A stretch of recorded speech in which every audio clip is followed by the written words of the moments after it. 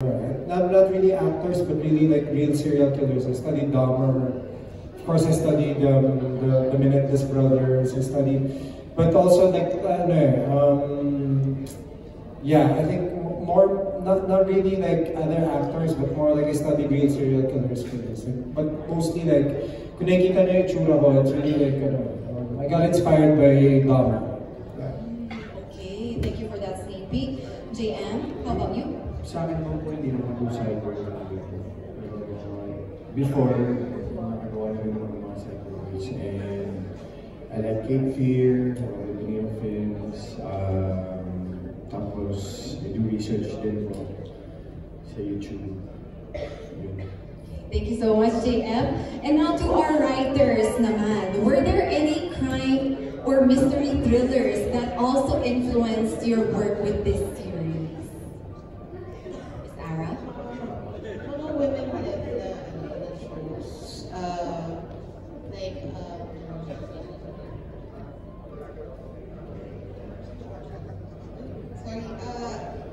Like Dead to Me, or yung I forgot the title with Nicole Kidman and Which one? Nicole Kidman and like the lies, Little Big Lies, something like that. Yeah. So mga ganun ang mga na-inspire kami.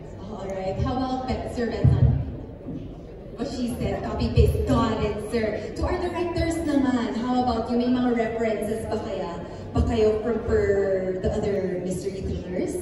Yeah, well, mga parang reference for the, before we're doing this, mga documentaries, mga documents about, yung may mental concerns and all that. So, more on. Okay, thank you. Although, of course, parang dun sa character ni Jake, parang I told him to watch. Sobrang luma na, pero maganda pa rin yung taxi driver ni Robert De Niro. Yeah. Martin Scorsese. Tsaka like Memories of Murder. Yeah, Watch that. Memories of Murder. The Korean movie naman. Yeah. Movies and so. Saka may isa pa, yung parang naman yung isang bata na something, pero Adolescence is also like an inspiration. Thank you. Direct Roy? Ayun, actually, marami. Bago mag-start ito, ang dami ko rin pinanood. Pero for a certain movie or series, parang wala. Kasi mas maganda yung feeling namin kasi direktado, mas maganda yung mas marami kaming makikitang iba't iba, na neko-compare namin. Para kahit pa paano, na ilalayo namin yung nabibigyan namin nila Jake, yung lalo na yung character ni Edong, nung certain na flavor nung isang killer, or yun nga, kasi mahirap pag pipinattern ka, kasi baka it's either yun na lang yung sundan namin, pero yun nga, as much as possible we create our own, kami ni Direk Dado together with Edong, lalo sa mga ganyan thriller and yung mga suspense na eksena. Okay, thank you so much, Direct Roy. Now to our female leads once again, from Chris Ramos Jr. of One Music PH. You have always been known as some of the most memorable and remarkable actresses of this day and age. How inspired or pressured or motivated are you to be bouncing off each other and acting your brains out in this series? Anyone can go first?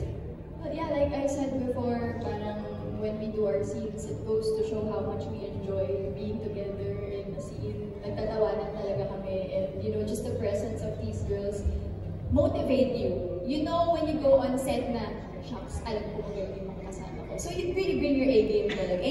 Game face on talaga kami lagi.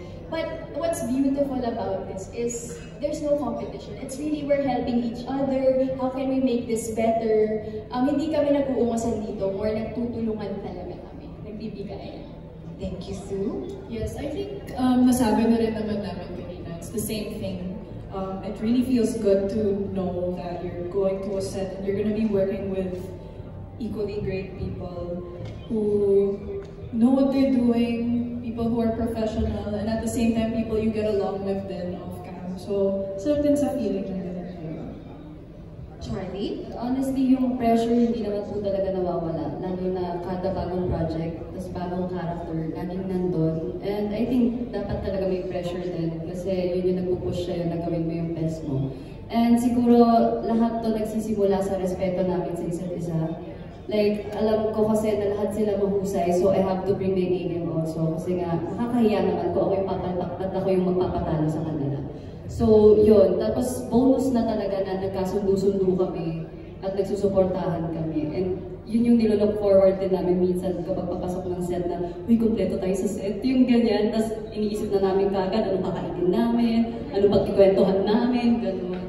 So, yun. Sobrang bonus yun na kami magkakasama.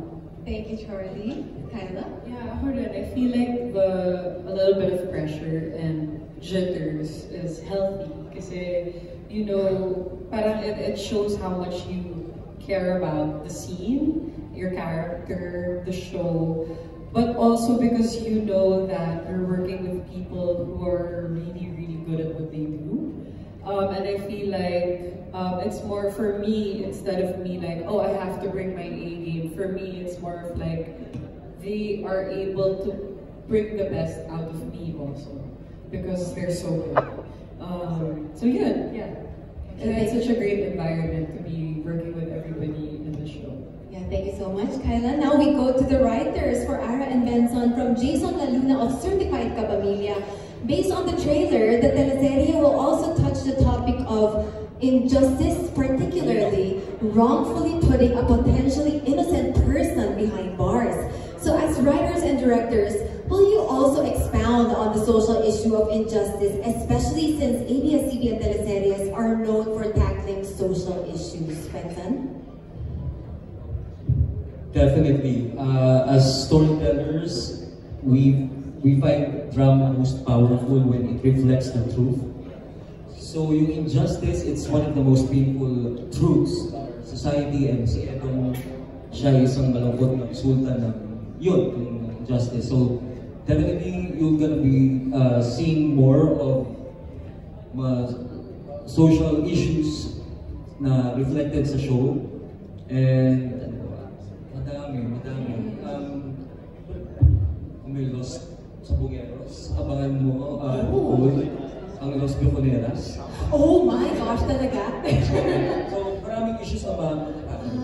Okay, meron ba kayong mga specific cases in Philippine history ba? Yung mga big cases that you intertwine with the plot of the series? Or Mga related cases lang, but not specific na yun ang gagamitin natin. So we read case studies, nag-aaral ng mga behaviors, traumas, para sa specific plot lines ng specific characters. Yun, we're really deeply rooted sa research and realism. Of course, we want na pag pinanood yung show, it's grounded, it feels authentic. thank you. Miss Ara, would you like to add to that? Doon sa subject ng injustice, yun nga, it's not, ipapakita ng show na hindi ganun kasimple. Like, it's clear from the trailer that there was an injustice done kay Edong. Pero may mapapakita din na it wasn't simple. Yung mga taong gumawa ng injustice sa kanya ay biktima din ng injustice themselves. Because ang totoong kalaban mo naman is a system na napakalaki at napaka-oppressive. So marami yung binibiktima. So it's complicated. Papakita na nila siya talaga. Okay, so you really left no stone unturned. Okay, thank you so much for that, Ara and Benson. We have a question for Jake from Janice Navida from Bulgar. Janice. To Jake and whoever wants to share their thoughts on this, just raise your hands. Have you been a victim of lies, and were you able to forgive the person who lied to you? And what good did it do to you after that? Parang for me, you know, honestly, I'm the type of person who does not like to set people up for failure. You know what I mean? Like, I don't like,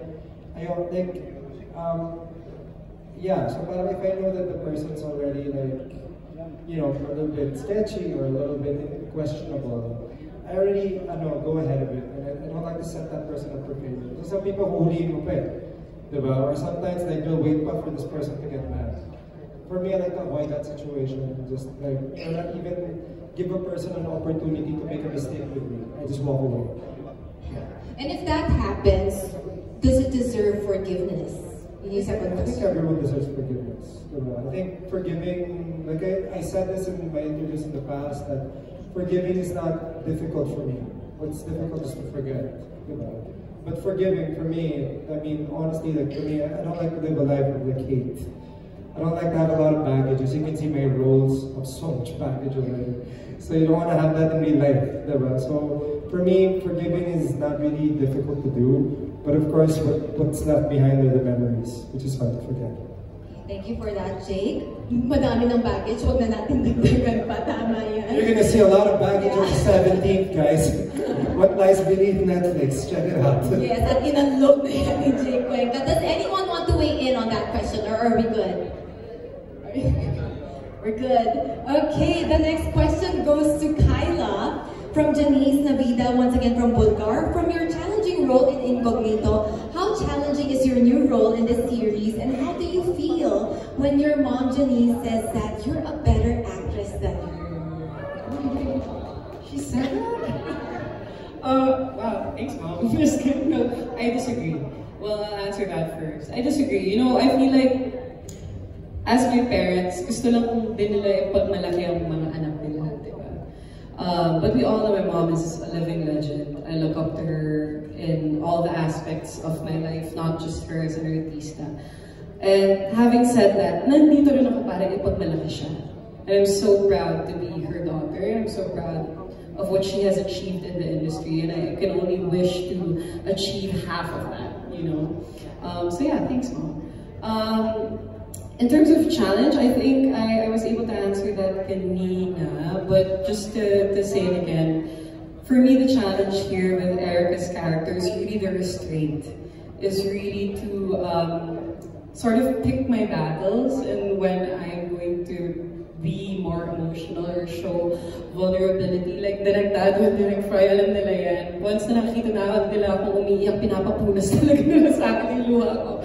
Okay, ulitin natin, huwag kang iiyak. Kasi ginagano nila ako. So, I feel like yun yung isa sa challenges ko dito, which, you know, I'm always up for a challenge, and I'm happy to experience it, especially with Direk Dado and Direk Froy, who were, by the way, my first ever directors.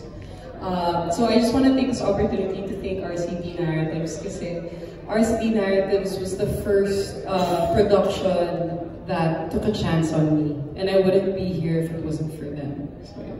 Thank you so much, Kyla. Now we have a question for our writers, once again, Ara and Benson, from Carl June Canonoy of Kapatid Insider. Maraming teleserye ang tungkol sa pag-ibig at pamilya na ang umere.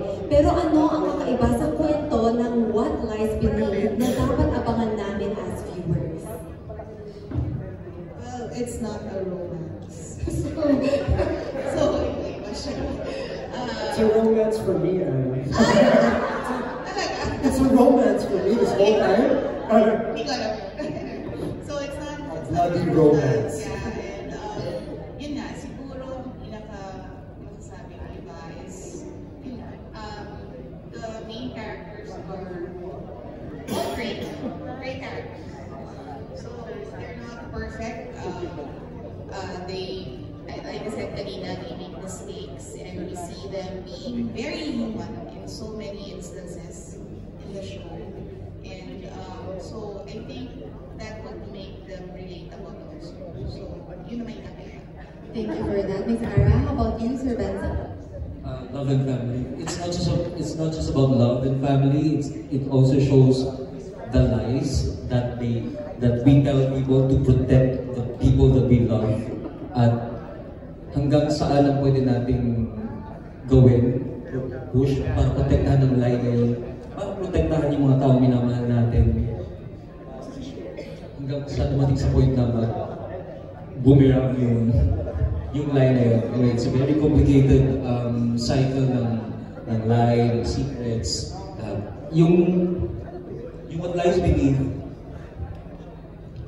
para siyang salamin. Pag tumitingin ka sa salamin, you are forced to look at the uncomfortable truths about your family, friends, sarili mo. So, yun din sana yung push ng what lies beneath. Kahit sa family, sa kahit anong relationship, makita mo yung truths na yun, even the ugly ones. Thank you so much, Sir Benson. Now we throw the question to Direk Dado and Direk Froy from Carl June Canonoy of Kapatid Insider. From you guys naman, ano ang dapat abangan ng mga manonood sa mga unang linggo ng serye?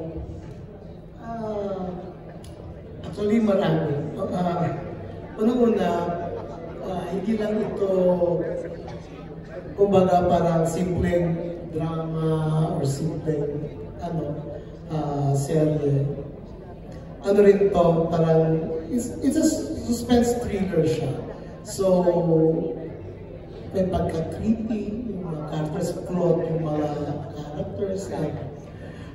Parang maraming issues din na kinatackle itong series na ito, na actually sumasalamin sa nangyayari sa lipunan ngayon. And yun. Direct Froy? Siguro yung syempre, this show is very different dun sa tone na meron ang ABS sa prime time ngayon. Syempre, mas more on yun, mas eto para siyang isang malaking pasabog na may pagka-slow burn siya na ma-unravel yung mga sikreto, unti-unti. Yung aabangan mo kung ano yung susunod na mangyayari, syempre, pero yun sa dami ng nangyayari sa kanila ng mga characters, aabangan mo kung paano sila matatahi, kung paano nila ma-figure out kung ano yung mga lies na yun. Mas yun kasi syempre, when you're close to each other sa totoong buhay, mas mahirap malaman kung ano yung totoo. Kaysa dun sa mas hindi mo kilala, mas dun mo nalalaman may sikreto. Yung kakilala mo, mahihirapan ka para na malaman kung ano talaga yung totoong tinatago niya. Parang kinabahan naman ako doon, Direk. Nagpa-reflect ako doon. Since we are already talking to the directors, I would like to extend the question already. It's from Chad Manila Feed. What Lies Beneath seems to explore secrets, truth, and deception. What message do you think the show wants to convey? And what drew you to the story of What Lies Beneath? Direk Dado, you wanna start out? Siguro yung message na gusto i-convey ng show that it's really lalo sa panahon ngayon na talamak yung nangyayaring injustice, talamak ang fake news, ang kasinungalingan, yung minsan naniniwala tayo sa sariling kasinungalingan natin. At because of that, yung consequence na haharapin mo, it destroys life, it destroys even the society. So, yun ang gustong, I think, first and foremost, yun ang gustong itackle ng show. It's really about search for truth and justice. And also, it also tackles, di ba, how an incident in the past destroyed yung relationship ng magkakaibigan. Parang gaano man katindi yung pagkakaibigan nyo, pag sinubok ka ng ganoong napakalaking pangyayari, somehow ma-epekto yun, hindi lang sa buhay ninyo, kundi pati sa relationship ninyo bilang magkakaibigan. Thank you, Direk Dado. How about you, Direk Froy? Do you want to add to that? Yes. Yun. Siyempre, tinatawag nga dito is injustice, di ba? Kumbaga, all of us in real life, we are experiencing injustices, lalo na sa nangyayari sa bansa natin ngayon. Yun, sila, yung mga characters sila are parang it seems very hard to na makakuha ng hustisya, lalo na kung sinachase mo ito. Pero, paano makukuha ng hustisya kung pababayaan mo rin, di ba? Will you just be quiet? Will you just let the injustice happen, di ba? Ano yung gagawin mo, di ba? Will you speak out for truth? Or will you speak out, or will you just be quiet and hayaan mo na lang yan hanggang sa maraming tao na yung maapektuhan? Thank you, Derek Roy, and I think that's the perfect ender for our Q&A portion from